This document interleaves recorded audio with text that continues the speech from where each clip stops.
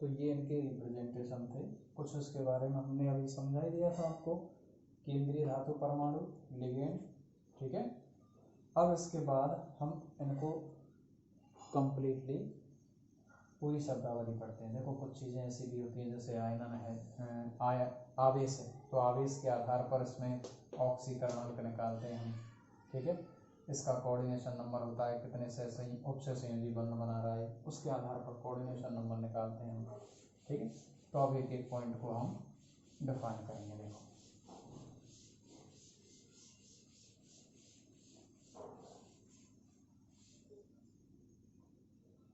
पहला पॉइंट है इसमें उपसह संयोजी सत्ता, यानी जो उपसह संयोजी यौगिक में बड़े कोष्ठक के अंदर रखा जाता है वो पूरा उपसह संयोजी सत्ता कहलाता है। ये मैंने रिप्रेजेंट करके आपको पहले समझा ही दिया था, ठीक है। बाकी ऐसी कोई खास बात नहीं इसमें। सेकंड पॉइंट, आयनन मंडल। आयनन मंडल किसे कहते हैं? आयनन मंडल होता है जो उपसह संयोजी सत्ता के बाहर स्थित रहता है। उपसह संयोजी सत्ता के कहाँ होता है? बाहर स्थित रहता है। वो चाहे पहले हो सकता है, वो चाहे बाद में हो सकता है। तो इससे बाहर जितनी भी सारी चीजें हैं वो आयनन मंडल कहलाती हैं। कई प्रकार से लिखते हैं, जैसे K4Fe6, ठीक है, इस तरीके से लिखते हैं। तो ये 4 पोटेशियम K+ जो निकलेंगे वो आयनन मंडल कहलाता है, ठीक है। इसके अलावा जैसे हमने ये लिख दिया CONH3 और यहाँ लिख दिया Cl3, तो यहाँ ये आयनन मंडल हो जाएगा, ठीक है। तो ये आगे हो सकता है, पीछे हो सकता है, कोई सी भी चीज हो वो सत्ता के बाहर होती है वो आयनन मंडल कहलाती है। तीसरा पॉइंट क्या है? तीसरा पॉइंट है आपका लिगेंड। अब ये थोड़े से बड़े पॉइंट हैं। लिगेंड क्या होते हैं? लिगेंड वे स्पीसीज होती हैं जो कि केंद्रीय धातु परमाणु, सेंट्रल मेटल एटम या सेंट्रल मेटल आयन के लिए लोन पेयर देकर उपसह संयोजी बंध बनाती हैं। उपसह संयोजी बंध बनाती हैं, ठीक है, उसे लिगेंड कहते हैं। कई प्रकार की स्पीसीज होती हैं। अब इनको हम कई प्रकार से बांट देते हैं। कैसे बांट देते हैं? एक तो चार्ज के आधार पर बांट देते हैं कि साहब चार्ज के आधार पर कितने प्रकार के लिगेंड होते हैं? 3 प्रकार के होंगे, पॉजिटिव लिगेंड, नेगेटिव लिगेंड और एक आपके होंगे पॉजिटिव, नेगेटिव और एक होंगे न्यूट्रल, ठीक है। पॉजिटिव लिगेंड कौन सा है? जैसे NH2 और NH3। वैसे तो NH2 होता है जिसको हम हाइड्रोजन बोलते हैं, लेकिन इसमें एक NH2 में एक H और जोड़ दिया जाए N के पास तो इस पे प्लस आ जाता है। इसको हम कहते हैं हाइड्रोजीनियम। क्या बोलते हैं? हाइड्रोजीनियम। ये अपने लोन पेयर को देकर उपसह संयोजी बंध बना लेता है। इसका लोन पेयर तो खत्म हो गया क्योंकि इसने तो हाइड्रोजन को दे दिया, हाइड्रोजन बना लिया, ठीक है। तो ये आपका इस तरीके से हो गया पॉजिटिव चार्ज। नेगेटिव चार्ज में कौन आते हैं? कई प्रकार के लिगेंड हैं, जैसे Cn- है, Cl- है, F- है, ऑक्सीजन -2 है। इस तरीके से बहुत सारे लिगेंड हैं, पढ़ेंगे उनको भी आगे हम। इसके अलावा न्यूट्रल लिगेंड्स होते हैं, जैसे H2O है, अपना लोन पेयर दे देता है, ठीक है। एक बात ध्यान रखना, 2 लोन पेयर हों, 3 लोन पेयर हों, लेकिन एक एटम केवल एक लोन पेयर देता है। वाटर है, अमोनिया है, NH3, इसका नाइट्रोजन एक लोन पेयर दे सकता है।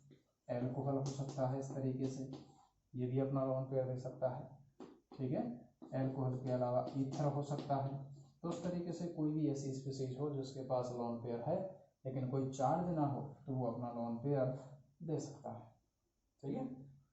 एक होते हैं आपके 3 प्रकार के हो गए, पॉजिटिव, नेगेटिव और न्यूट्रल। ये तो चार्ज के आधार पर डिवाइड कर दिए। इसके अलावा हम किसके आधार पर डिवाइड करेंगे इनको? एक आधार और है जिसे हम कहते हैं दंतुरता, डेंटिसिटी, दंतुरता के आधार पर। दंतुरता का मतलब क्या होता है, जैसे दांत होते हैं, दांत, ठीक है, कभी आपने देखा हो तो बालों के लिए क्लेचर होता है, क्लेचर, तो उस तरीके से वो क्लेचर इस तरीके से आ जाता है। इसको हम यूँ कह सकते हैं कि ये एक प्रकार से दांत की तरह कार्य करता है, ठीक है। उसी के आधार पर दिया गया है दंतुरता।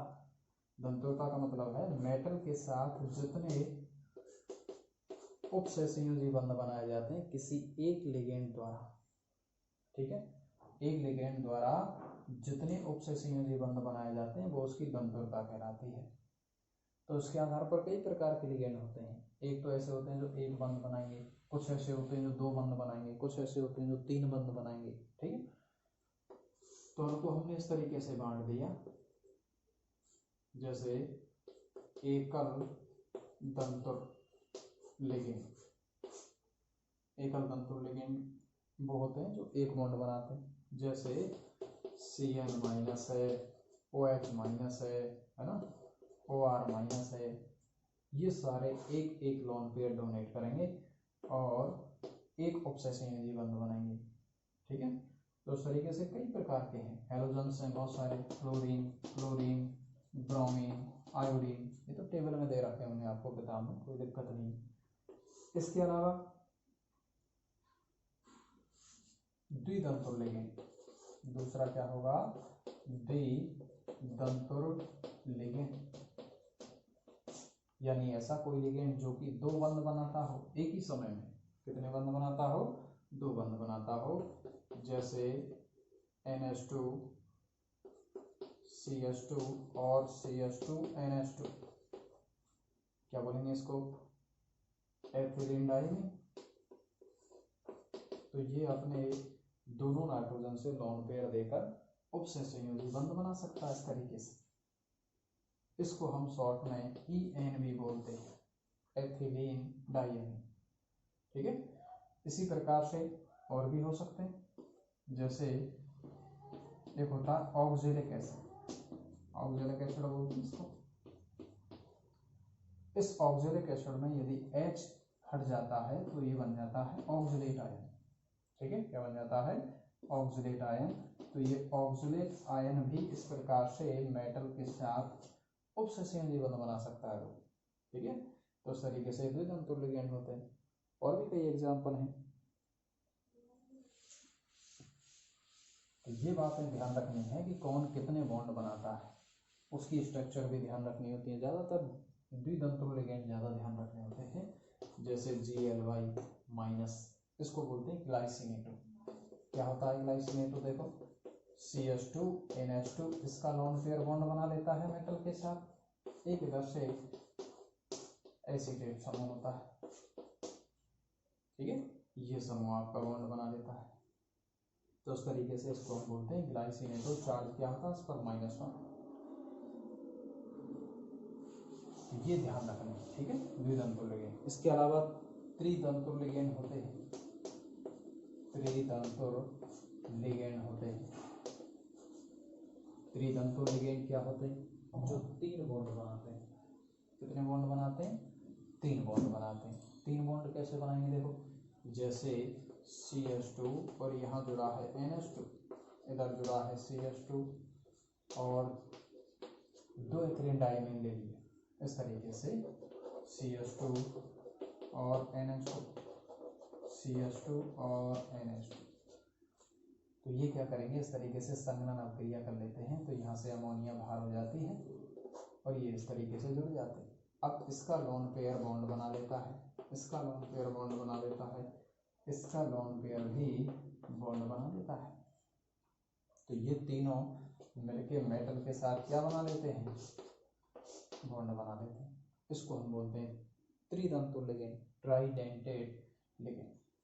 इनके अलावा जैसे टरपिरिडीन होती है, तीन पिरिडीन होती है इस तरीके से, ये पिरिडीन हो गई एक, ये दूसरी पिरिडीन हो गई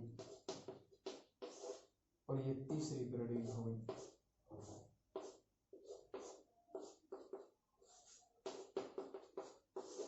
और ये तीनों pyridine अपने अपने लोन पेयर देकर क्या बना सकती है, मेटल से बॉन्ड बना सकती है ऑब्सेसिव।